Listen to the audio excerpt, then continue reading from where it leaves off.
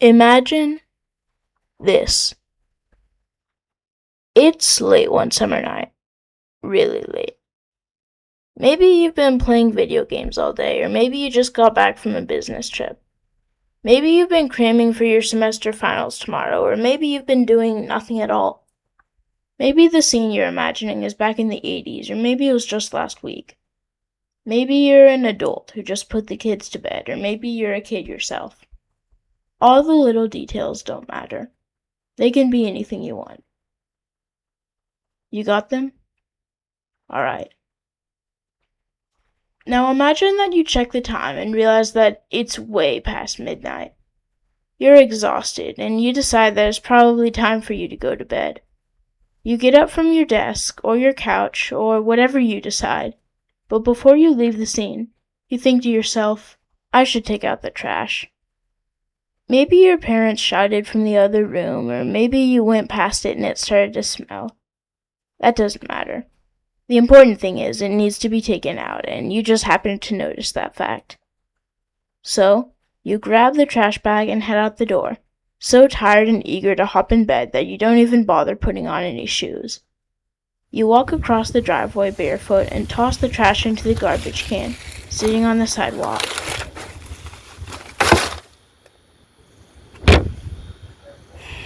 Then, you turn around. But before you start to head back in,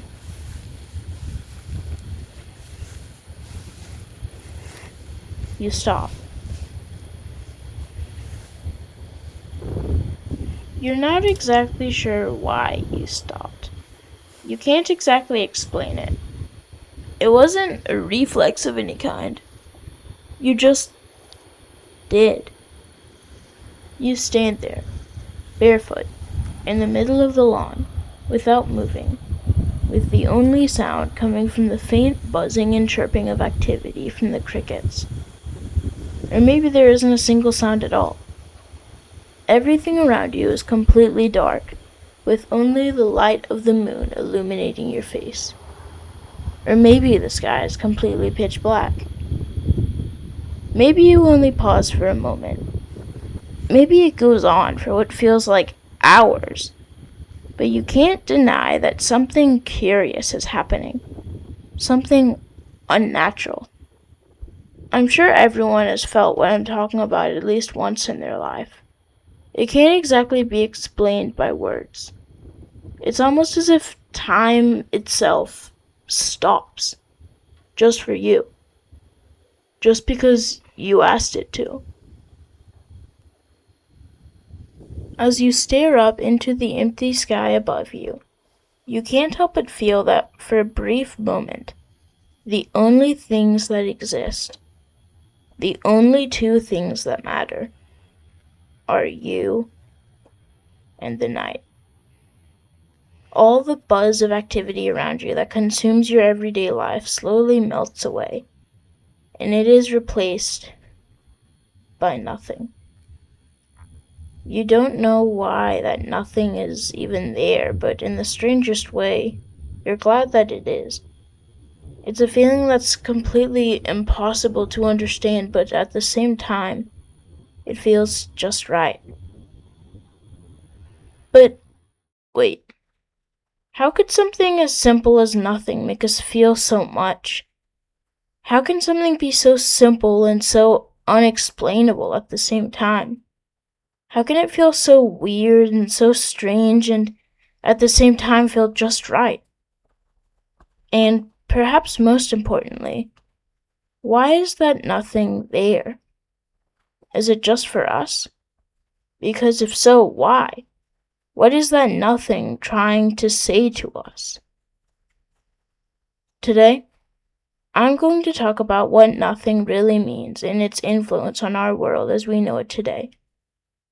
Let's try our best to explain the unexplainable beauty of nothing.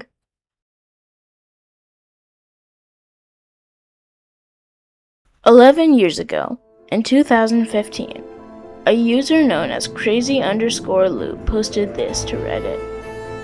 Last year, my best friend quit his full-time job to chase his dream and make a fully fledged video game. Today he just released a trailer and it looks beyond amazing.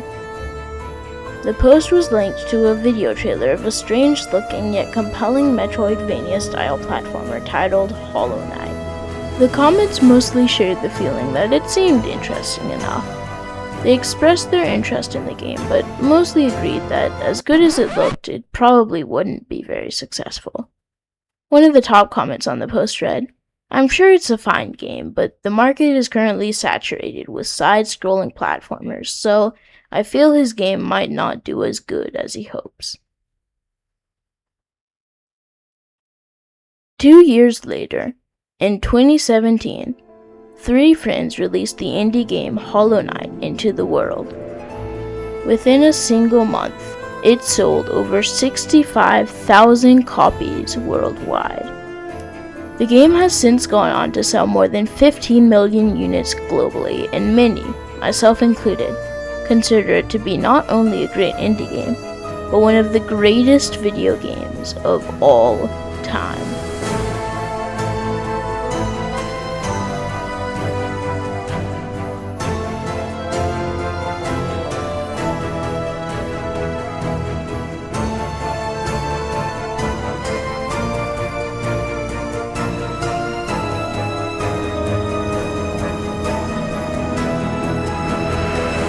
I've known about Hollow Knight for a long time, and I was always somewhat interested in playing it, but at that time, I was more of a Nintendo kid. However, 1 year ago, the Nintendo Switch 2 was released, and thanks to the high prices of the console, I began to doubt the integrity of AAA game companies. And so, in September of 2025, I created my own Steam account and decided to download Hollow Knight. After all, it was only $15, and it always seemed like a fun enough game to me.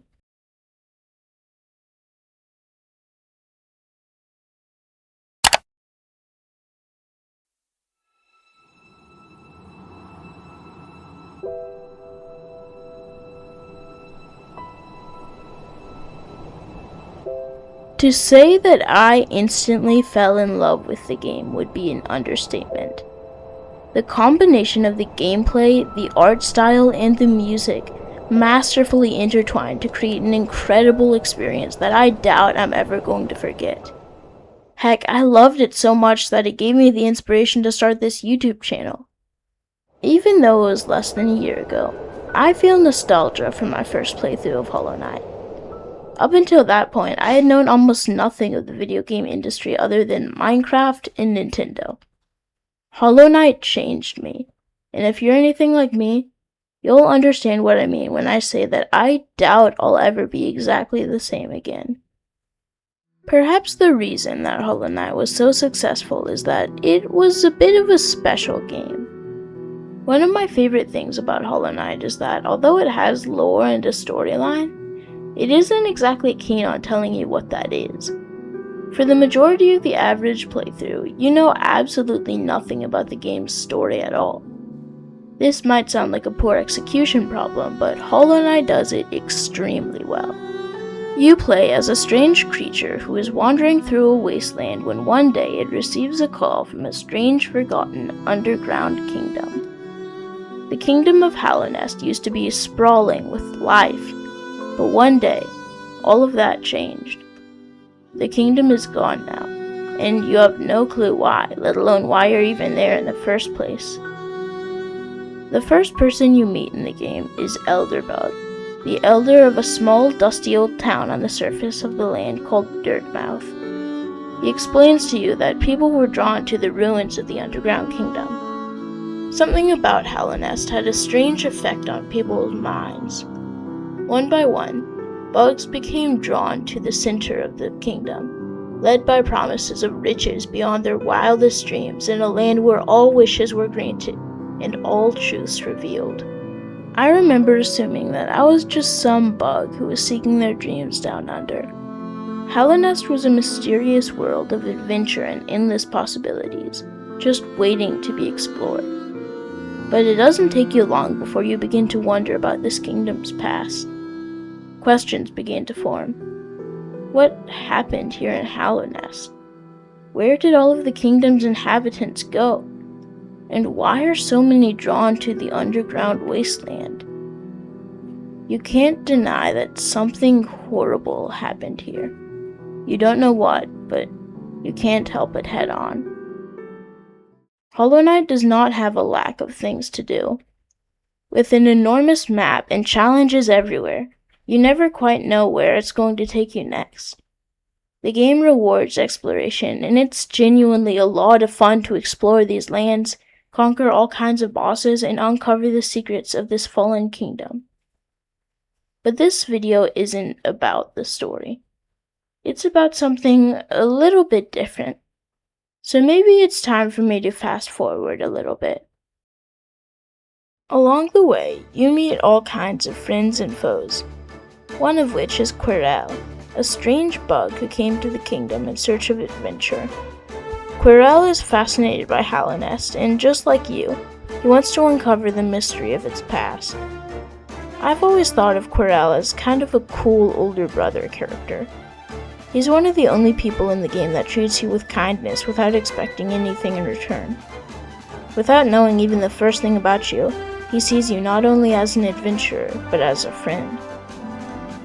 Meanwhile, on the opposite side of the spectrum is Hornet. Hornet is another bug wandering through Hallownest, but her origins are far more cryptic. When you first meet her in the Green Path, she is unexpectedly extremely hostile towards you. "Come no closer, ghost. I've seen you creeping through the undergrowth stalking me. This kingdom, a terrible thing awakens. I can smell it in the air. I know what you are. I know what you tried to do. I can't allow it." The reason that there's nothing quite like your first playthrough of Hollow Knight is that it's mysterious. I knew absolutely nothing about Hollow Knight going into the game, and when I was first met with this exchange, it definitely took me off guard. Why was this Hornet character so angry at me? What was she imagining I would do? I was simply exploring the kingdom. What was so bad about that?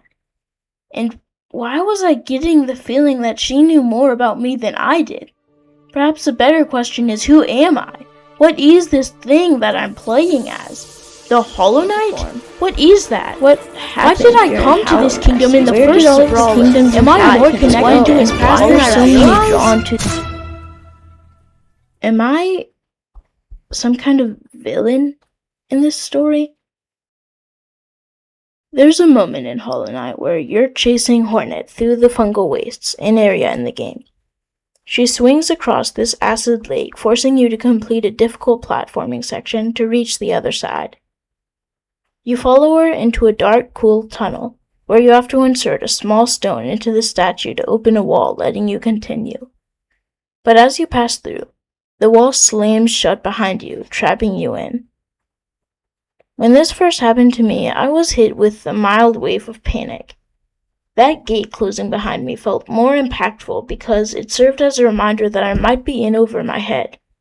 I was dealing with forces beyond what I could imagine, and I still had no idea what this Hollow Knight's motivations even were. But as you continue through the tunnel, you are met with complete silence. It feels ominous, but at the same time it's intriguing.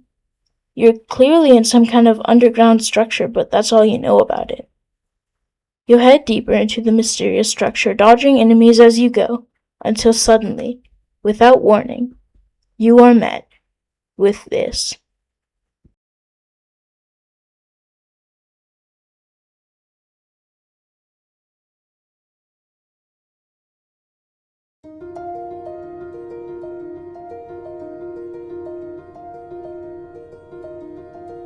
As you gaze out of the windows and into the thick rain, the ominous silence is suddenly broken by the beautiful sound of a harp.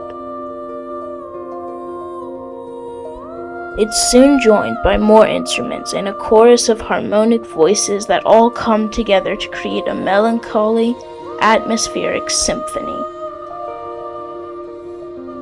It's strange and mysterious, yet heart-wrenchingly beautiful at the same time.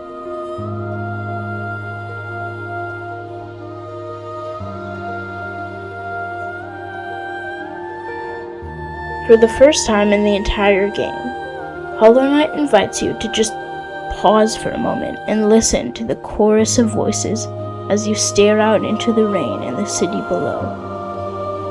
Up until this point in the game, I felt confused, conflicted, and overall just scared of everything. Nothing made sense, everything wanted to kill me, and I didn't even know who I was. But when I entered the City of Tears, everything just stopped. It was like the developers of the game just put their hand on my shoulder and said, "Hey, it's okay. We know that you're confused. We know that you're tired. We know that you're scared. It's okay. You can stop here. Just take a breath. And just remember, everything is going to be okay." I always wondered why this moment affected me so much. It wasn't just the music. In fact, it transcended even the atmosphere itself. It was something we've all felt before, in places that seem to exist between worlds.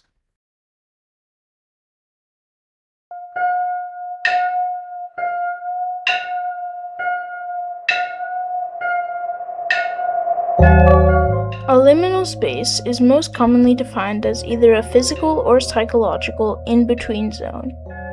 They are empty spaces devoid of life that are characterized by their uncanny, surreal, and nostalgic undertones.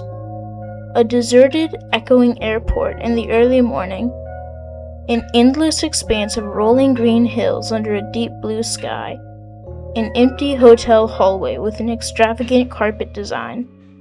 These are all famous examples of liminal spaces. The internet has been simply obsessed with the idea of liminal spaces for a long time now, and for good reason. These images have a certain quality to them that just can't be explained. They feel surreal, ominous, and depending on who you ask, maybe even disturbing. But perhaps the strangest thing is that most of the time, even though you're sure you've never been to these places before, they somehow feel nostalgic. Perhaps the most famous example of liminal spaces are the backrooms. The Backrooms is a famous internet creepypasta that originated on May 12, 2019, when an anonymous user posted this to 4chan. If you're not careful and you no-clip out of reality in the wrong areas, you'll end up in the backrooms, where it's nothing but the stink of old moist carpet, the madness of mono yellow, the endless background noise of fluorescent lights at maximum hum buzz, and approximately 6 million square miles of randomly segmented rooms to be trapped in. The post captivated a large audience across the internet, and countless people were entranced by the image. One user said, "The idea is it's a liminal space devoid of anything, which makes it creepy. There's a feeling of unease you get from it because it's so It's an in-between zone between spaces. It's a transition between rooms. By removing all context and functionality, it becomes creepy and dips into the uncanny valley as there's this wrongness about it." Liminal spaces continued growing in internet popularity as they became more and more talked about. They were strange, ominous, surreal lands that we know nothing about. It feels like you're exploring a new world that's completely different from anything you know, and yet it feels familiar at the same time. In fact, as many of you know, earlier this year, the Backrooms movie was released, directed by 20-year-old Kane Parsons. It felt revolutionary, and it was widely praised for its atmospheric set design and psychological depth. The reason I'm mentioning the Backrooms movie is that it shows us how far the idea of liminal space has gone on the internet. Liminal spaces come in all kinds of forms, but one trait that combines all of them is emptiness. Many of these images are rooms that are empty, but they shouldn't be. For example, let's look at this original Backrooms photo. The internet searched for this image's origins for a while until they finally recognized it. A dedicated community on Discord discovered that the photo was taken around 2002 during a renovation of a water-damaged furniture store in Wisconsin. This is partly the reason why this image feels so eerie. It's something that would usually be filled with furniture, but now it's empty. It's a room that wasn't even supposed to exist, because it was only created to be a space that housed furniture. But now that that furniture is gone, it's almost as if the room has no purpose. What is even the point of this place now that nothing is there anymore? But the emptiness of liminal spaces goes beyond the physical. As surreal as they seem, they feel lonely. These strange spaces, these in-between places, are only to be explored by you. And that's the main reason that liminal spaces are so effective.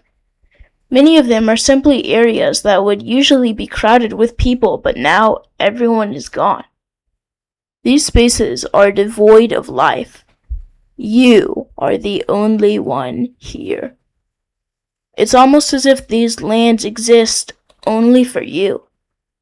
These worlds that exist in dimensions beyond understanding are only there because we spoke them into existence. They're only there because we wanted them to be.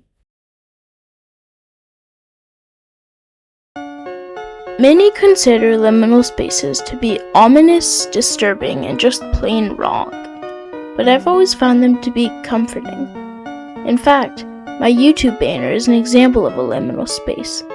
The famous image Bliss that was the default wallpaper for Windows XP's operating system in 2001. And I know I'm not the only one to find comfort in liminal spaces. Countless people have found a strange, comforting feeling when viewing these images that they just can't explain. Something that goes beyond simple nostalgia. Liminal spaces are in-between places. They're separate worlds that are set apart from our own, and they provoke feelings, thoughts, and emotions that can't fully be explained.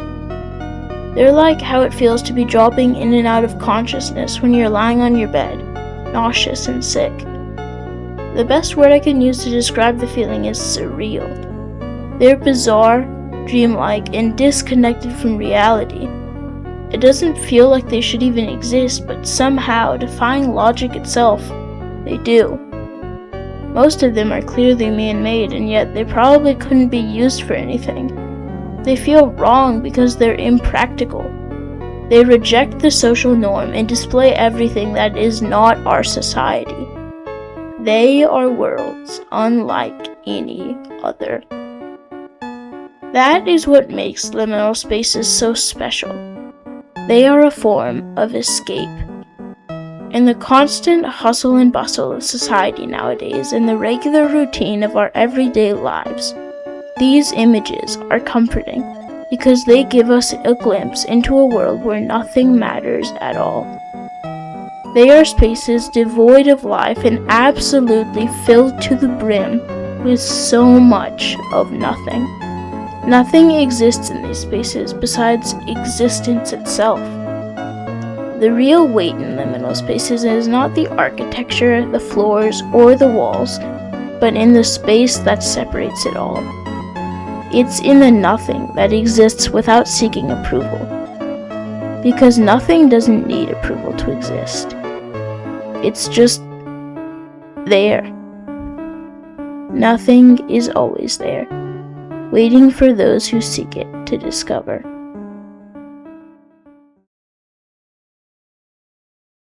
As you continue to traverse the strange world of Hallownest, the pieces slowly begin to fall into place. When you arrive in the center of the City of Tears, you are met with your first clue surrounding the past of Hallownest. In the center of the City of Tears lies an enormous fountain memorial. It's a statue depicting a towering, lanky figure with a long, flowing cloak and two great horns. In fact, it looks a little like you. Throughout Hallownest, you witness all kinds of marvelous sights. A lush green forest teeming with all sorts of wild creatures. a bleak gray pit that houses a great coliseum where fools go to spill blood and ravenously murder each other, attempting to gain honor. A mountain full of bright purple crystals that seem to sing to you if you listen to them long enough. A solemn ancient burial ground where spirits are everywhere and the boundary between reality and the dream world begins to fade. And at the center of it all, an ancient temple that houses a sealed black door with a terrible beast beyond all imagination waiting on the other side. Soon, the pieces begin to fall into place. You are not the Hollow Knight. You are its brother. You see, long ago, during the kingdom of Halonest's prime, the citizens began to see visions in their sleep. A blinding light intruded on their dreams and haunted them. This light took the form of the Radiance, a long-forgotten goddess seeking revenge against the people who had abandoned her.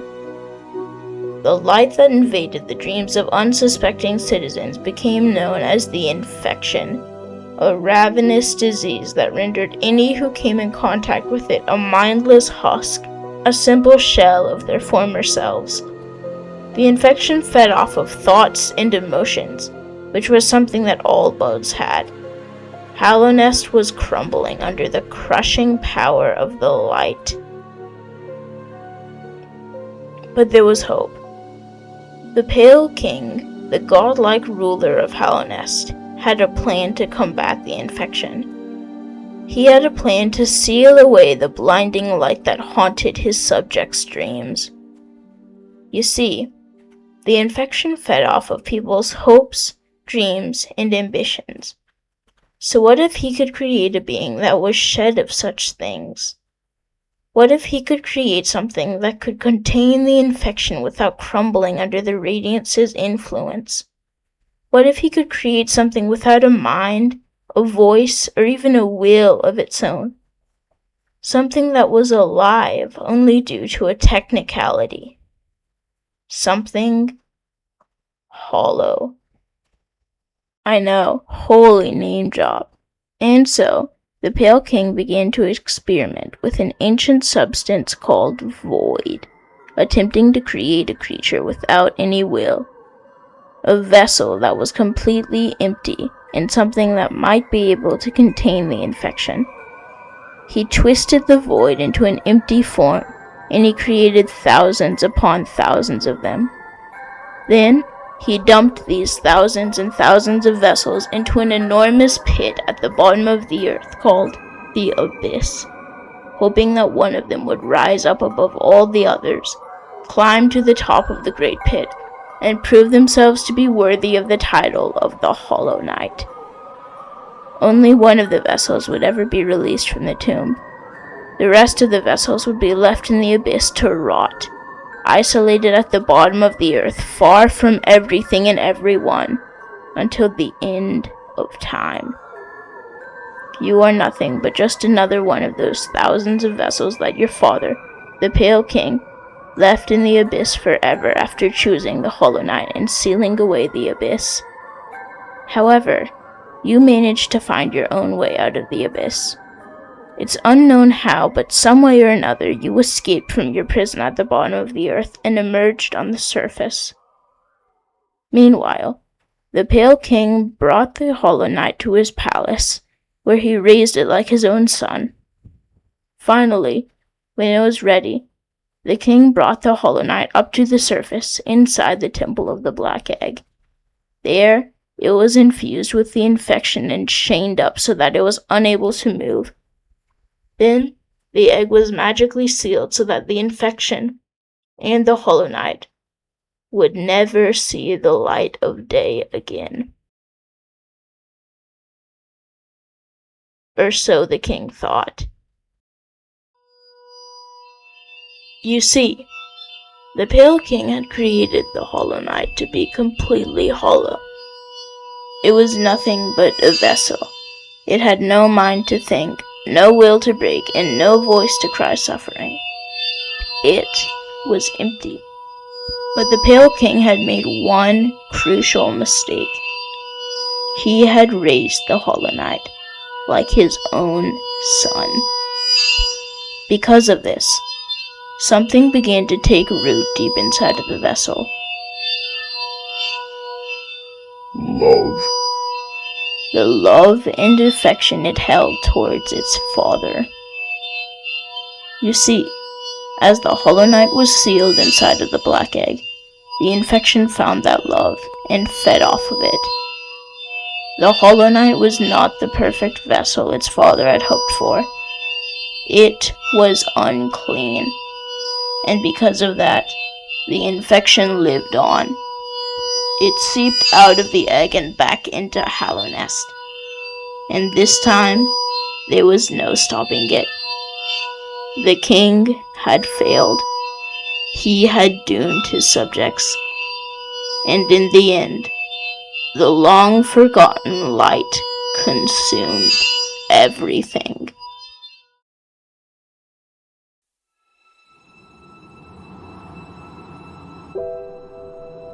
A long time later, you receive a call from the Hollow Knight and return to the now deserted and ravaged kingdom of Hallownest. Now, it is your turn. You are the next Hollow Knight. You are the one who must right the wrongs of a past civilization and stop the infection so that life may return once again.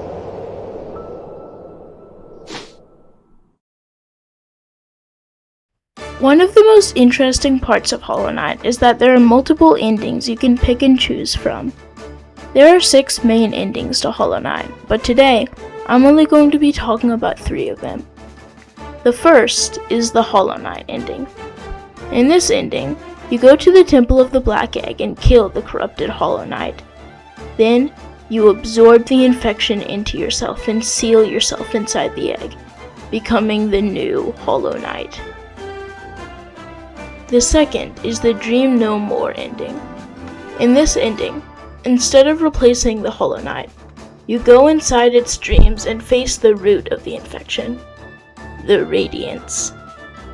This is the true ending of Hollow Knight, where you cleanse the world of the infection and restore balance, allowing life to eventually return in Hallownest.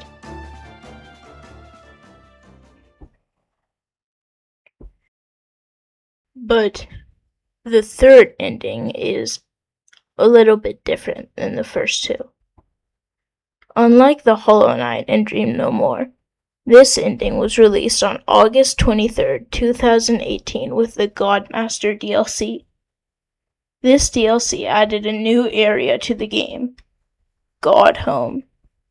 In this area, you could refight all of the bosses throughout the game and even partake in pantheons that tested your strength against them. The greatest of all these pantheons was the Pantheon of Hallownest, which included every single boss in the game. At the very peak of this pantheon was the Radiance in her absolute form, lying in wait. This is called the Embrace the Void ending. In this ending, instead of going to the Temple of the Black Egg, you face the Radiance head-on in her final form at Godhome's peak. If you do this, you ascend to a higher plane of existence and awaken an ancient evil. Something even older than the Radiance and even more powerful. The ancient rival of the light. The very darkness itself. Ascending to Godhome's peak will awaken something deep inside you. The God of Gods. The void-given form. The Shade Lord.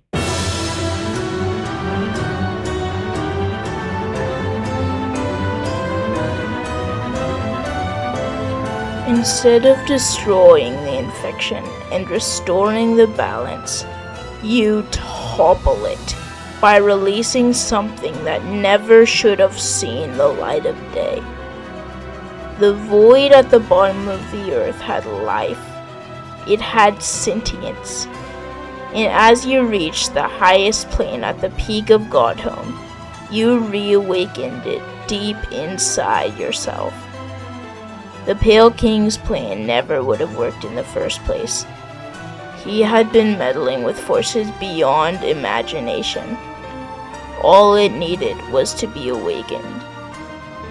The void has a mind of its own.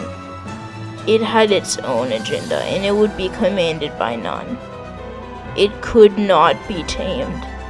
It could not be bargained with. It was a ravenous beast, the very darkness itself.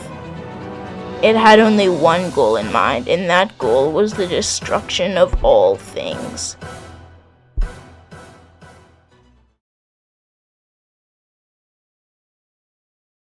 Or is it?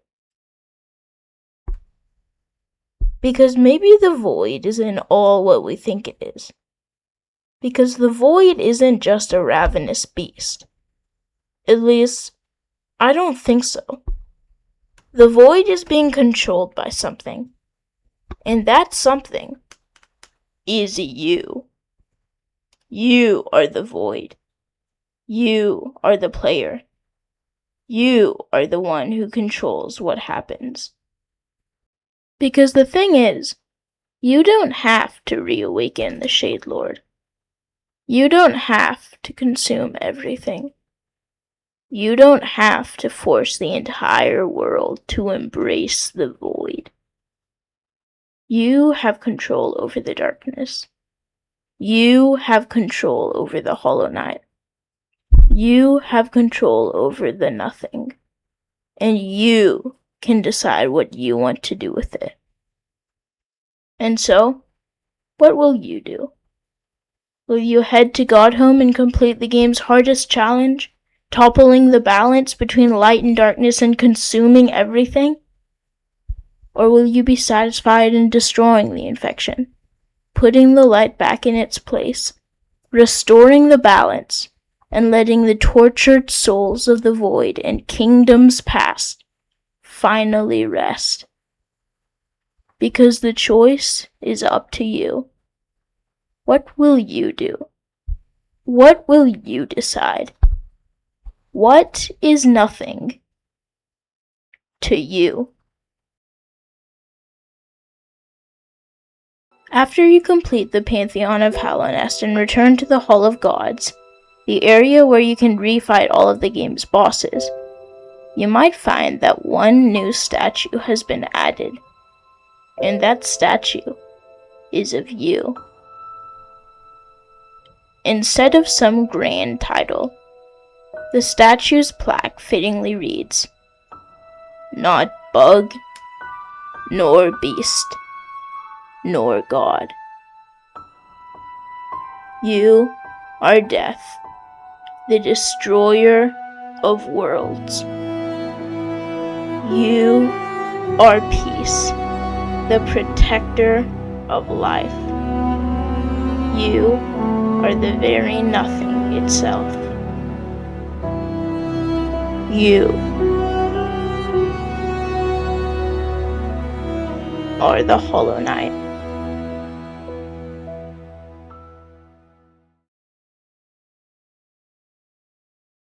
The book The House at Pooh Corner was written in 1928 by A. Milne.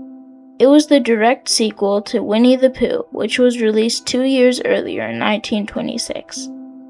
This book was obviously a classic, and since then, Winnie the Pooh has become a household name.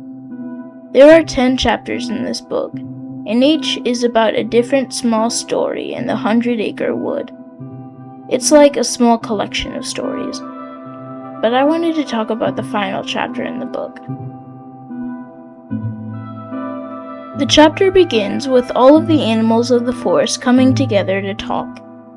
Recently in the forest, the animals have been getting the feeling that Christopher Robin is going away. They don't know where or why, and they don't even know how they know, but they can feel it in the air. The animals decide to have a meeting together to write a poem to Christopher Robin. as sort of a goodbye letter. All of the animals sign it. First Pooh, then Owl, then Piglet, Eeyore, Rabbit, Kanga, Tigger, and Roo. Afterwards, they all decide to head to Christopher Robin's house so they can give it to him together before he leaves. When they arrive, they give it to him, but as he reads the poem, they all begin to back away and leave. When Christopher Robin finally looks up, the only one left is Pooh. As Pooh and Christopher Robin walk together, Christopher asks Pooh what his favorite thing in the whole world is. Pooh considers honey, but finally decides that it's spending time with his friends, and Christopher Robin says this. "I like that too," said Christopher Robin, "but what I like doing best is nothing." "How do you do nothing?" asked Pooh, after he had wondered for a long time. "Well, it's when people call out at you just as you're going off to do it. 'What are you going to do, Christopher Robin?'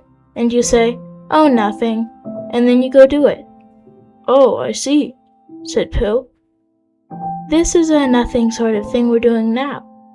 It means just going along, listening to all the things you can't hear, and not bothering." This exchange between Christopher Robin and his friend Winnie the Pooh is one of the most famous scenes in literature. What does it mean to do nothing? Milne defines it as just going along, listening to all the things you can't hear, and not bothering. Sometimes, especially in the modern era, this idea of doing nothing can be a little hard to imagine. We fill every single moment of our schedules up because our brains are terrified of boredom. But A. Milne isn't alone in this idea.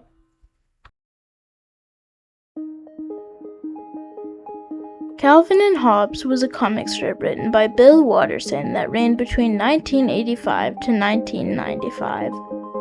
The strip followed a rebellious but incredibly gifted 6-year-old named Calvin and his best friend Hobbes.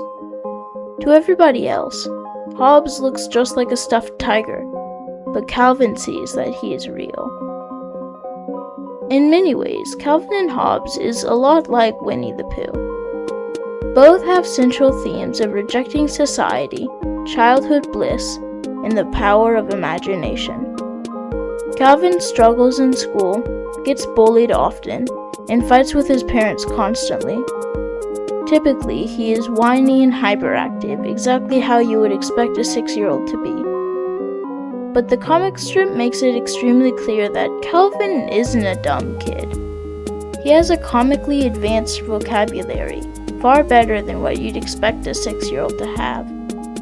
Not only that, but he has a wildly active imagination, constantly getting sucked up into his own little adventures. He often gets sucked up into little stories in his head while daydreaming in class, pretending he's the courageous explorer Spaceman Spiff, or the amazing superhero Stupendous Man, or even the private eye Tracer Bullet. But another genre of the strips, the genre that Calvin and Hobbes is most known for, are about the little adventures Calvin and Hobbes partake in. There are plenty of running jokes and themes that show up again and again throughout the strip's 10-year-long run, and one of them was that Calvin was a little infamous for being a terrible wagon driver. Well, not just wagons, but one of the curious things about these wagon rides and all of their adventures out in nature is that Calvin and Hobbes sometimes have conversations about philosophy at the most random times. For example, just look at this strip. You know, sometimes it seems things go by too quickly. We're so busy watching out for what's just ahead of us that we don't take any time to enjoy where we are. Days go by and we hardly notice them. Life becomes a blur. Often it takes some calamity to make us live in the present. Then, suddenly, we wake up and see all the mistakes we've made, but it's too late to change anything. It's like what? It's like something. I just can't think of it. Now, the humor in this comic strip is obvious, but as you laugh, you can't help but feel a little quiet. There's a truth in Calvin's words. Seeing as how this specific comic strip was written in 1988, it's clear that Calvin and Hobbes was ahead of its time, especially since Calvin's words are as true as ever in the modern age. We're so busy watching out for what's just ahead of us that we don't take the time to enjoy where we are. As Calvin said once, day by day, nothing seems to change. But pretty soon, everything's different. So what do we do when we're faced with problems like this? What do we do when we realize that there's no going back? That everything is going too fast and there's nothing we can do to stop it?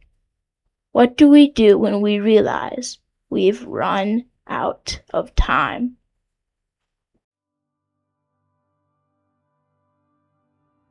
On June 30th, 1992, Bill Watterson published a comic that depicted Calvin and Hobbes stargazing late at night. If people sat outside and looked at the stars each night, I'll bet they'd live a lot differently. How so? Well, when you look into infinity, you realize that there are more important things than what people do all day. The reason Calvin and Hobbes was so successful was because it perfectly portrayed what it felt like to be a kid. Being a little kid can stink sometimes. You're born into a world where nobody takes you seriously, and oftentimes it feels like the whole world is against you. But I think that all of us have a lot to learn from Calvin and his tiger pal Hobbes. Society has a constant need for us to always be doing something. We're so busy watching out for what's just ahead of us that we don't take the time to enjoy where we are. Every second of every hour of every day, so many things are competing for our attention. Days go by and we hardly notice them. Life becomes a blur. But the day comes that when we try to look back, we wonder if we really spent our time right.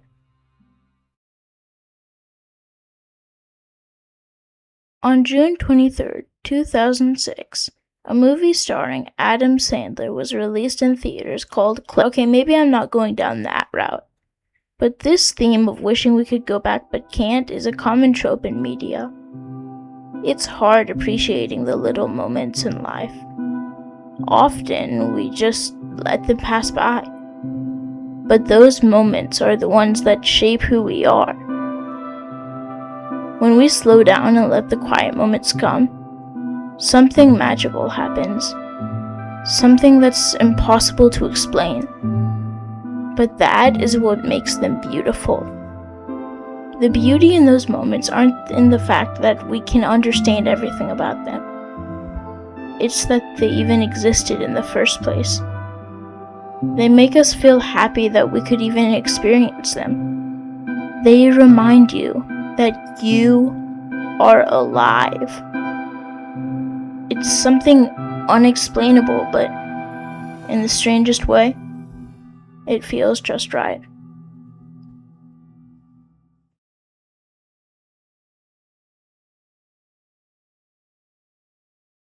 Doing nothing is hard.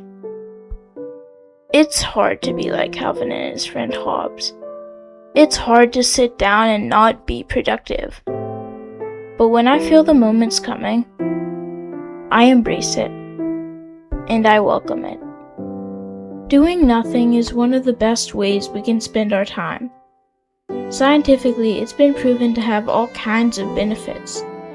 Doing nothing can reduce stress and anxiety. It can also enhance productivity.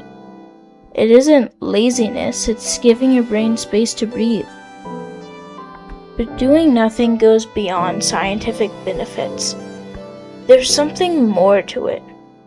Something that can't be explained. When we close our eyes and let our minds wander, it feels strange. We are alone in a world of nothing. We just let ourselves think, and we listen to what we're trying to say to ourselves. Replay old memories in your head. Listen to the noise around you. Feel the grass on your bare feet. Just think. Think about anything.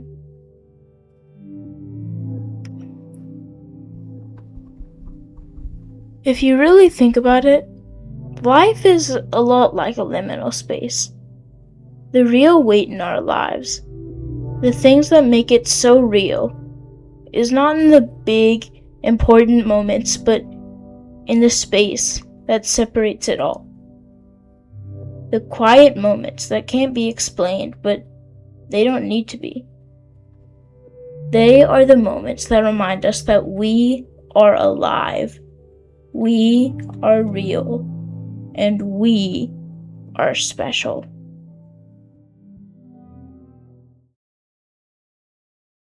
At the end of the last chapter in The House at Pooh's Corner, Christopher Robin tells Pooh one last thing. Christopher Robin, who was still looking at the world with his chin in his hands, called out, "Pooh!"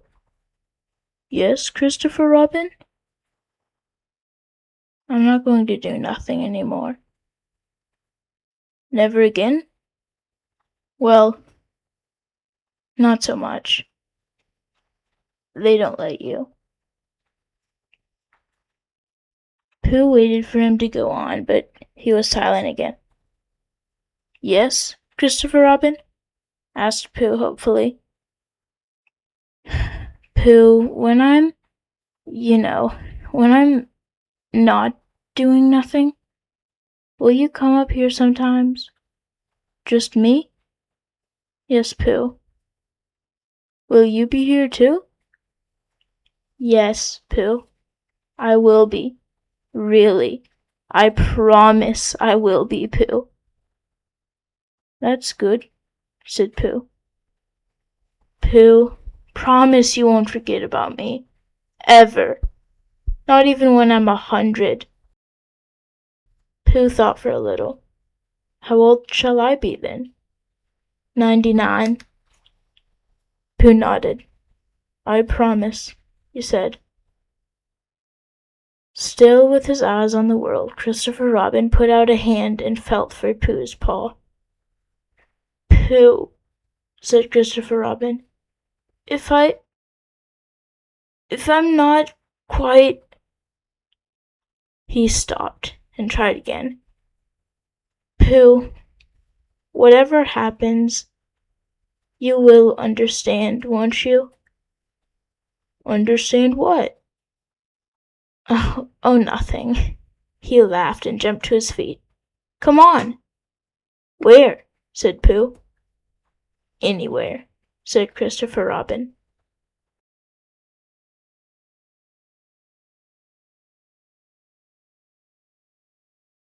We can never stay doing nothing forever. The world doesn't let you. All those moments have to end eventually, and sometimes it feels like you're saying goodbye as soon as you say hello. You can't always be doing nothing. They don't let you. These worlds that we create inside our heads, these in-between spaces, just like Christopher Robin, we have to leave the 100-acre wood eventually and face reality once again. But that's okay. Because we leave these spaces, these wonderlands, these in-between places, changed. Our time submerged in nothing helps us learn something about ourselves. They help us become better people on the other side. So the next time you feel the silence coming in, the next time the world becomes quiet, think about what it's trying to tell you. Think about what that silence means. Here is the final paragraph of The House at Pooh Corner. So, they went off together. But wherever they go, and whatever happens to them along the way, in that enchanted place on the top of the forest, a little boy and his bear will always be playing. Doing nothing often leads to the very best of something. It teaches us what being alive truly means. It teaches us that even if reality doesn't make sense sometimes, it's okay. Because there's always a friend waiting on the other side. Just like Christopher Robin, we all have to grow up eventually. But that doesn't mean we have to leave nothing behind. Nothing is a friend. It is your friend. And as long as you don't leave it, nothing will never leave you. It will always be there to show you something new. It will always be there to give you something you thought you'd never get again. That is the unexplainable beauty of nothing.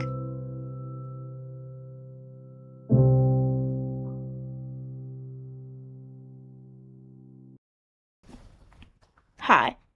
If you made it to the end of the video, I just wanted to say thanks so much for watching. You have no clue how much it means to me. If you did end up enjoying it, it would mean even more if you considered liking the video or subscribing, as helping me out will make my channel grow, and it will mean a ton to me as I'm hoping to maybe work towards this channel getting monetized someday. I typically make gameplay videos, but I'm planning on making more videos like this in the future. And finally, again, thank you so much for deciding to watch this video. Just your click means more than I could ever describe. But I guess that's it. I'll see you next time.